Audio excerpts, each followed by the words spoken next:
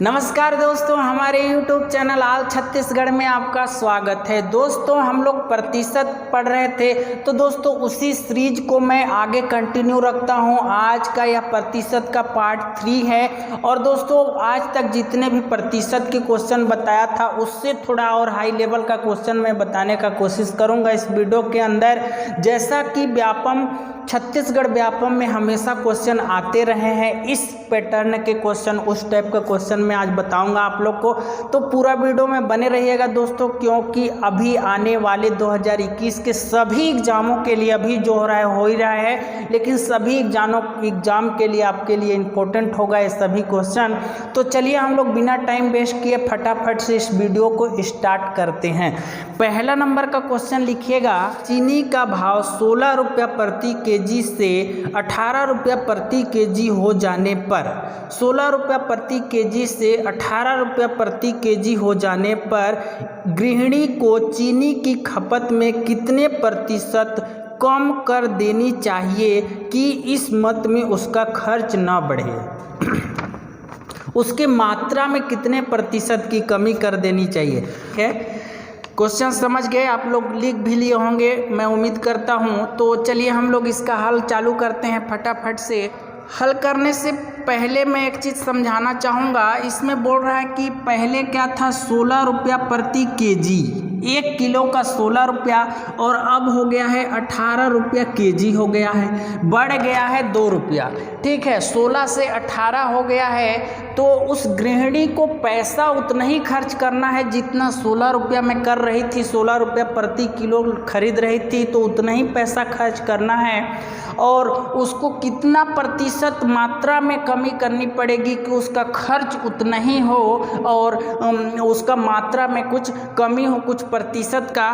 तो मैं एक बात बताना चाहूँगा दोस्तों, इसको समझने के लिए इस बात को समझना पड़ेगा आप लोग को कि अगर मान लीजिए मैं आप लोग को 100 रुपया आपको देता हूँ, तो उस 100 रुपया में बोलता हूँ कि 10 रुपया में एक ठो चॉकलेट मिलता है, उस 10 रुपये वाले चॉकलेट को लेकर आना। तो आप लोग क्या करोगे, इसको पहले मैं मिटा देता हूँ। तो 100 रुपया मैं आपको दिया, ठीक है, उसमें मैं बोला 10 रुपये का एक चॉकलेट मिलता है, तो आप कितने ठो चॉकलेट लेके आओगे, 10 ठो चॉकलेट लेके आओगे। ठीक है, 100 रुपया में 10 ठो चॉकलेट मिलेगा। लेकिन दोस्तों वह रेट जो है 10 रुपया से कुछ दिन के बाद 20 रुपये बढ़ जाता है, रेट उसका बढ़ जाता है। ठीक है, तो मैं बोलूँगा कि 100 रुपये का चॉकलेट लेके आना, तो उसी चॉकलेट को लाओगे तो कितना ठो मिलेगा, 5 ठो मिलेगा। इतना तक क्लियर है। ठीक, तो उसमें क्या होता है देखिएगा, समझने का कोशिश करिएगा मैं क्या बोलना चाह रहा हूँ। इसमें क्या है, इसको अगर हम लोग अनुपात में करें तो इसको काट दें तो 1 हो जाएगा, अनुपात में 1 क्या हो जाएगा, 2 हो जाएगा। मतलब डायरेक्ट डबल हो गया था। और यहाँ पर ध्यान दीजिएगा कि यहाँ पे क्या होता है कि यहाँ पे 2 इधर हो जाएगा और 1 इधर हो जाएगा अनुपात में। रुपए को रुपए से काटा हूँ, मात्रा को मात्रा से काटा हूँ। ये 10 रुपया की एक टॉफ़ी का रेट था, तो 10 ठो मिलता था, 20 रुपया हो गया तो 5 ठो मिलता था 100 रुपये में ही, क्योंकि रुपया को खर्च नहीं करना है इस क्वेश्चन के अंदर। ठीक है, तो चलिए हम लोग देखते हैं कि पहले का अनुपात क्या था। देखिएगा रुपए का, तो रुपए का अनुपात 1:2 था, और मात्रा का अनुपात क्या हो गया, 2 इधर आ गया है और 1 इधर चला गया है। ठीक है, मतलब कि मात्रा में अनुपात इधर से इधर आ जाता है। तो हम लोग क्वेश्चन में अब आते हैं, क्या था कि पहले 16 रुपया केजी था, केजी, और अब क्या हो गया है, 18 रुपया केजी हो गया है, बोल रहा है इस क्वेश्चन के अंदर। तो हम लोग इसको अनुपात में करते हैं। देखिएगा ये क्या है, रेट है, रेट है, जैसे यहाँ पर रेट था उसी टाइप का रेट है। ये दोनों क्या है, रेट हैं। 10 रुपया में एक टॉफ़ी, 20 रुपया में एक टॉफ़ी बढ़ के हो गया, उसी टाइप का 16 और 18 हो गया। तो इसको मैं 2 से काटता हूँ तो 8 हो जाएगा, ये हो जाएगा 9, मतलब 8:9 के अनुपात में हो जाएंगे रेट। तो याद रखिएगा दोस्तों कि यहाँ पर क्या मैं बोला था कि उसका मात्रा जो है बिल्कुल विपरीत हो जाता है। मात्रा क्या हो जाएगा कि 9 इधर आ जाएगा और 8 क्या हो जाएगा, इधर चले जाएगा। ठीक है, इतना तक समझ गए। तो दोस्तों देखिएगा कि क्या होता है इसमें, हम लोग ये समझ सकते हैं कि पहले क्या है 9 kg मिलता था, एक महीना के लिए खर्च 9 kg मिलता था और आप 8 kg मिलता है, तो कितना कम मिलता है, कितना मात्रा, माना कि 9 kg, ठीक है, ये वास्तविक मान नहीं है, एक अनुपात है। तो माना कि 9 kg पहले मिलता था, 8 kg मिलता है, मतलब कितना मिलता है, 1 भाग कम मिलता है, 1 भाग उसका कम मिलता है। तो हम लोग इसको यहीं से हल करेंगे दोस्तों। देखिएगा, इसको मान लेना है आधार हम लोग को। तो हम लोग का क्वेश्चन कुछ इस टाइप से हो जाएगा कि 9 का कितना प्रतिशत 1 है, इस 1 को कर देंगे, ठीक है। पहले जो मात्रा मिलता था उसी को आधार मानेंगे। 9 का कितना प्रतिशत 1 है, तो 9 लिखूंगा, फिर का मतलब होता है गुणा, कितना का मतलब होता है x, प्रतिशत का मतलब होता है 100, और बराबर में लिख देंगे हम लोग 1, ठीक है। चलिए इसको हम लोग हल करते हैं। तो ये क्या हो जाएगा, 9x हो जाएगा, यहाँ पे 100 बटा में 9 हो जाएगा, यहाँ पे 9x करेंगे, x को पक्षांतर करेंगे तो इधर आ जाएगा। तो 9 एकम 9 और फिर से 9 एकम 9 और फिर कितना बचा, 1 बचा। तो दोस्तों इसमें किस टाइप से ऑप्शन दिया है कि सही में दिया है, मतलब सही का मतलब क्या है, इस 11 को लिखेंगे, फिर क्या यहाँ पे 1 हासिल बचा था उस 1 को, और यहाँ पे 9, मतलब हो जाएगा 11 सही 1/9 इसका आंसर हो जाएगा। समझ गए आप लोग, ठीक है। एक बार और कोशिश करता हूँ मैं समझाने का कि चीनी के भाव जो है 16 रुपये प्रति केजी था पहले, और वह घटकर अब क्या हो गया 18 रुपये प्रति केजी, बढ़कर क्या हो गया 18 रुपये प्रति केजी। तो एक गृहिणी है, उसको पैसा खर्चा उतना ही करना है जितना पहले करती थी, और उतना में ही जितना मात्रा मिलेगा, जितना भी किलो मिलेगा उतना खरीद लेना है, और उसको 1 महीना तक या फिर 1 दिन तक, जो भी है जितना दिन तक चलाती थी उतना ही दिन तक चलाना है। तो मात्रा में कितना कमी या फिर वृद्धि करना पड़ेगा। यहाँ पे भाव बढ़ रहा है तो कमी ही होगा मात्रा का। तो दोस्तों मैं एक उदाहरण दिया कि 100 रुपये मान लीजिए आपको देता हूँ, उस 100 रुपये में से मैं बोलूँगा कि 10 रुपया एक ठो टॉफ़ी का रेट है, उसको खरीद के लाना, तो 100 रुपये में कितना मिलेगा, 10 मिलेगा। लेकिन कुछ दिन के बाद वह रेट बढ़ जाता है, 20 रुपये में एक टॉफ़ी, वही टॉफ़ी मिलता है, तो फिर उसको खरीद के लाते हो तो 5 रुपये का मिलता है। इसको अनुपात में बदला तो 1:2 हो जाता है, और मात्रा को अनुपात में बदला तो 2 इसके उल्टा हो जाता है जस्ट। तो वही हम लोग काम किए, वहीं से हम लोग शोध किए कि ये बनेगा कैसे। तो पहले क्या था 16 रुपया किलो, और अब हो गया 18 रुपया किलो। इसको 10 हम लोग अनुपात में चेंज कर दिए, तो उसका मात्रा को हम लोग ऐसी जैसे यहाँ चेंज हुआ था वैसी हम लोग बदल दिए। तो 9 किलो पहले मिलता था, अब 8 किलो मिलता है। कितने का अंतर है, एक भाग का 1 केजी का मान लीजिए। तो दोस्तों इसी को हम लोग आधार मानेंगे। 9 का कितना प्रतिशत 1 है, तो हम लोग का आंसर आएगा 11 सही 1/9। चलिए अगला क्वेश्चन आप लोग नोट करिएगा। अगला क्वेश्चन है, यदि चीनी के मूल्य में 20% की वृद्धि हो जाए, यदि चीनी के मूल्य में 20% की वृद्धि हो जाए, 20% की वृद्धि हो जाए, तो एक गृहिणी को उसके खपत में कितना प्रतिशत कमी करनी होगी कि इस पर खर्च न बढ़े। ठीक है, समझ गए कि पहले क्या था कि ये 100, माना कि पहले 100 रुपया किलो था और अब बढ़कर 120 रुपया किलो हो जाता है। 100 रुपया ही क्यों मानते हैं, क्योंकि अपने आप में कोई भी चीज़ 100% होता है। पहले वाले वीडियो में भी बोल चुका हूँ। तो पहले मान लीजिए 100 रुपया किलो था, अब कितना हो गया है 20 रुपया किलो, 120 रुपया केजी हो गया। तो कितना बढ़ गया, 20 रुपया बढ़ गया। ठीक है, कितना बढ़ गया, 20 रुपया 1 केजी का रेट बढ़ गया। तो दोस्तों इसमें हम लोग क्या करेंगे, ये बढ़े हुए रेट को आधार मानेंगे, नया रेट को आधार मानेंगे। मतलब हम लोग ये लिख सकते हैं कि 120 का कितना प्रतिशत बराबर 20 है। ठीक है, मतलब हम लोग ये लिख सकते हैं कि 120 का कितना प्रतिशत बराबर 20 है, ऐसा लिख सकते हैं। ठीक है, इस जीरो को हम लोग इस जीरो से काट देंगे।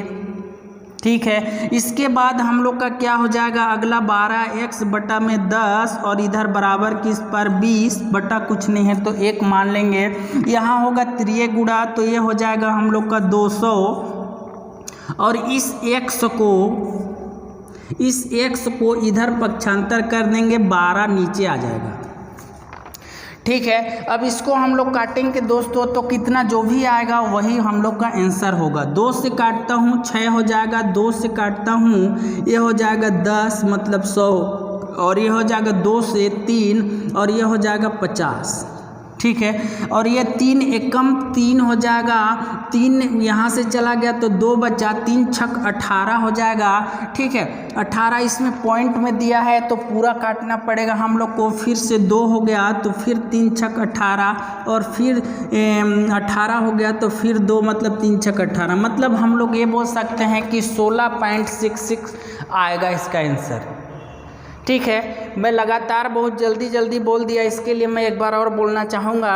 यदि चीनी के मूल्य में 20% की वृद्धि हो जाए, तो मैं बोला कि पहले मान लीजिए कि 100 रुपया किलो था, अभी 20% की वृद्धि हो गया तो वह 120 रुपया किलो हो गया। तो कितना का बढ़ा, 20 रुपया का बढ़ा। तो इसमें ये बोल रहा है कि पैसा उस गृहिणी को उतना ही खर्च करना है, मात्रा भले कम मिल रहा है लेकिन उस मात्रा को उनको मतलब चलाना है। जितना दिन तक चला रहे थे, मान लीजिए 1 महीना तक का खर्चा था उनका, तो 1 माह तक वो चलना चाहिए, तो कितना उनको कमी करना पड़ेगा अपने मात्रा में। ठीक है, तो हम लोग 120 जो नया रेट है उसको मानेंगे आधार। तो 120 का कितना प्रतिशत 20 है, तो दोस्तों इसको हल करेंगे तो 16.66 आंसर आता है। चलिए अगला क्वेश्चन हल करिएगा।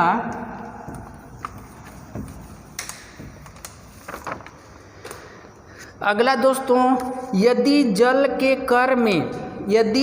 कर में 20% की वृद्धि हो जाए तथा पानी की खपत में 20% की कमी हो जाए तो कुल कर में कितना प्रतिशत की कमी अथवा वृद्धि होगी। ठीक है, देखिए क्या था, पहले अपने आप में 100 ही रहता है, 100%। जल का कर कितना था, तो जल की कर में वृद्धि की गई है 100%, मतलब 20%। तो पहले क्या था, 100 था तो उसमें क्या कर दिया गया, 20% की वृद्धि कर दी गई, तो वह हो गया 120। और इसके बाद बोल रहा है कि उसके खपत में 20% की कमी कर दी जाए। तो दोस्तों वह खपत में अगर 20% 100 में कम कर दें तो 80 हो जाएगा।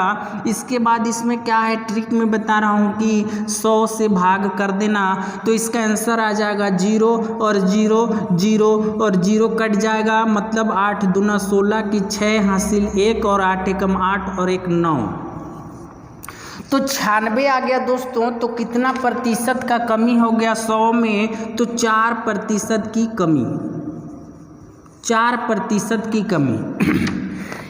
1 मिनट ध्यान दीजिएगा, इसमें मैं एक बार और रिपीट करता हूँ। यदि जल के कर में 20% की वृद्धि कर दी जाए, जल की कर में 20% की वृद्धि कर दी जाए तथा पानी की खपत में 20% की कमी कर दी जाए।